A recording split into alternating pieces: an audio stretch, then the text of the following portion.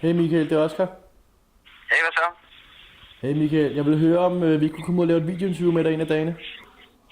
Jamen, det er fint. Altså, jeg har jo selvfølgelig travlt. Altså, alt for dig, mand. Jo tak. Men hvad handler det om? Jamen, nu skal du høre det, fordi vi har et mediefilmsprojekt i skolen, hvor vi gerne vil lave en dokumentar om arbejdet bag en spilfilm. Og vi vil derfor gerne snakke med henholdsvis en instruktør, en klipper, en skuespiller og en producer. Og så vil vi gerne bruge dig som instruktør og høre om dit arbejde som instruktør. Okay, jamen selvfølgelig. Helt sikkert. Mange tak for det, men så vil vi bare lige... Nej, selvfølgelig, vi kommer bare, mand. Det er klart. Okay, helt sikkert. Okay, tak for det, Michael. Vi ses. Nej, selvfølgelig, vi ses. Glæder mig. Hej. Hej.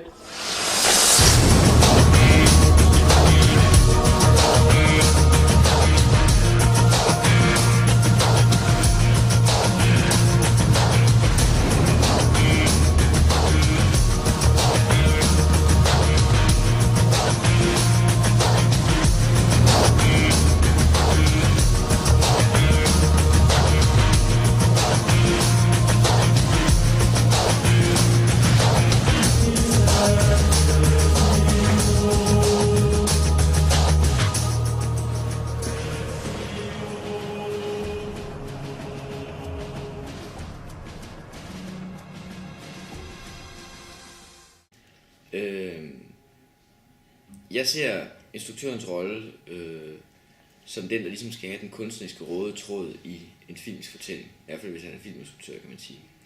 Og jeg ser i hvert fald min egen vigtigste rolle som den, der ligesom skal holde hoved og hale i historien. Altså forskellen på, når man laver en roman for eksempel, eller laver en kortfilm, så er det jo sådan, at med en spillefilm, der er man jo ude og optage måske 30 dage eller endnu mere. Og i de 30 dage er det ikke altid sikkert, at man kan optage det i den rækkefølge, som det står i manuskriptet. Så derfor skal man ligesom op i hovedet have en virkelig klar fornemmelse af, hvad historien handler om, hvad fokuset er. Og man skal også kunne skære ind til benet i forhold til, hvis der er en bil, der lige pludselig ikke vil starte, eller hvis der er en hovedrolle, der ikke har noget kørekort til, om det var meningen, at bilen den skulle køre, mens han havde en masse dialog. Så på den måde skal man ligesom kunne improvisere og have lidt is i maven i forhold til de problemer, der altid kommer. Men så tror jeg også, i hvert fald for mit eget vedkommende, at det er meget vigtigt, at man som instruktør ikke ser alle udfordringer som problemer. Fordi nogle gange så kan udfordringer også være en stor gave.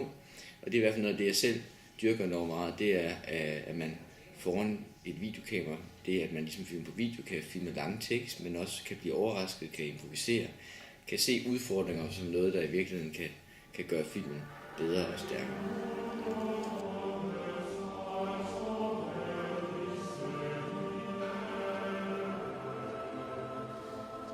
En producers rolle på en spillefilm kan variere rigtig, rigtig meget. Både fra hvorfor et land du er i, om du er i Hollywood, eller om du er i Bollywood, eller om du er i Nollywood, eller om du er i Danmark. Og for at tage udgangspunkt i den danske model, så er den form for producer, jeg er, en producer, som deltager fra idéfasen hele vejen ud til at filmen udkommer på DVD.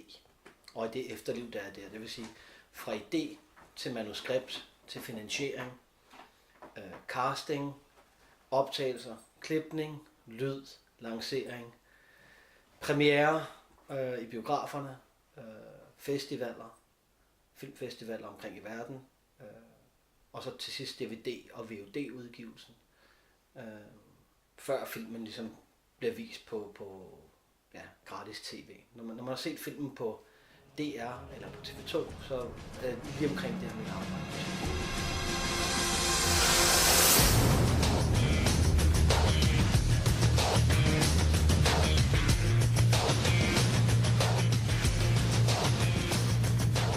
Jeg kunne ikke spille en rolle, uden at lægge noget af mig selv i.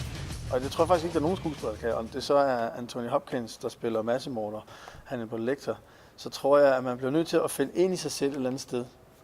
Og finde frem til det der, du bliver nødt til at have dig selv med i en film. Når det så er sagt, så kan man jo sagtens spille en rolle med nogle sider af sig selv, som man ikke bruger til hverdag. Og jeg tror, det er det, som jeg gør. Men jeg vil sige, at der er mange, der tror, de kender mig, som siger, at jeg spiller mig selv i R, og det gør jeg overhovedet ikke. På nogen måde, whatsoever. Jeg spiller en sammensætning af 3 mennesker, jeg har siddet sammen med på Horsens Statsvækning, som jeg bestemt ikke bryder mig om.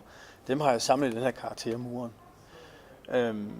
Men når det så er sagt, så den måde, de agerer eller agerede på, det var noget, jeg selvfølgelig kunne relatere til. Så jeg gør det lidt på min måde, ikke? Men det er bestemt ikke mig.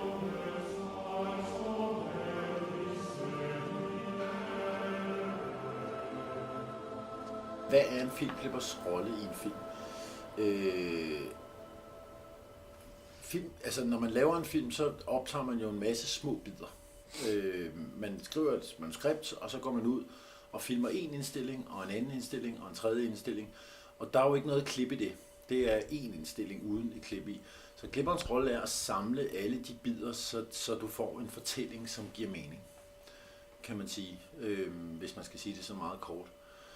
Det er også man er også en meget vigtig samarbejdspartner til instruktøren, for at hele projektet lykkes. Altså at det, han oprindeligt havde tænkt med filmen, kommer hjem på den rigtige måde, og måske på en endnu bedre måde, end han havde forestillet sig, eller i manuskriptet, hvis man rammer det rigtigt. Man kan også komme til at ødelægge det ret meget, og det sker faktisk tit meget oftere, end man snakker om, at man faktisk kommer til at ødelægge, altså at det bliver dårligere, end det, der var i manuskriptet.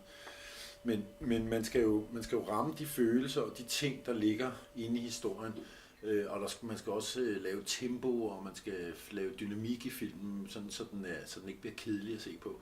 Så der er mange ting, mange bolde, man skal holde i luften, når man klipper en film.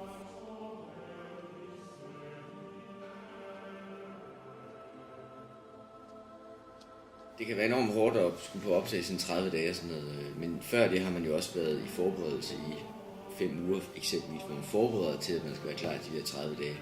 Og før de der 5 uger, hvor man er forberedt, så har man ligesom prøvet at få et manuskript finansieret. Ikke? Så det er jo flere år, der ligesom skal eskalere der, når man ligesom så skal på optagelse. Ikke? Og det er ligesom lidt når man skal til Olympiaden, kan jeg forestille mig, men det er bare ikke 100 meter, man skal løbe. Man skal ligesom løbe i hvert fald i 30 dage. Ikke? Jeg kan ikke svare dig på, hvorfor det er vigtigt at lave film generelt. Jeg kan svare dig på, hvorfor det er vigtigt for mig at lave film. Og det starter med, at jeg som dreng, måske 9 år gammel, har en bror, som begynder at optage små film med et smalfilmskamera. Og sidenhen så får han et videokamera, og jeg ser lige pludselig, hvad det vil sige, når kreative mennesker de får lov til at udfolde sig med et kamera. Jeg tror fandme, jeg vil have svært ved at skulle holde mig til alle linjer, der var skrevet i den rigtige rækkefølge hele vejen. Jeg har ikke prøvet det. Jo, jeg har faktisk prøvet det til nogle castings, kun med et par sider. Og det var fucking akavet. Det var det. Så en anden ting, jeg må sige, efter jeg selv har prøvet at stå foran kameraet, at jeg har fået meget større respekt for skuespillere. Det er ikke så nemt, som man tror. Men en god klipper skal læse, hvad projektet i virkeligheden handler om, og få det frem. Og så skal han... han skal læse, hvad instruktøren i virkeligheden gerne vil med sit projekt, og hvorfor at folk har givet penge til det her projekt. Og så skal han ligesom få det lukket i de der meget få minutter, man har til rådighed, med alt det materiale, alle de tanker, alt det, der ligger bagved. Han skal ligesom samle alt det op og konsumere det i en tæt fortælling, som gør det, så alle bliver glade.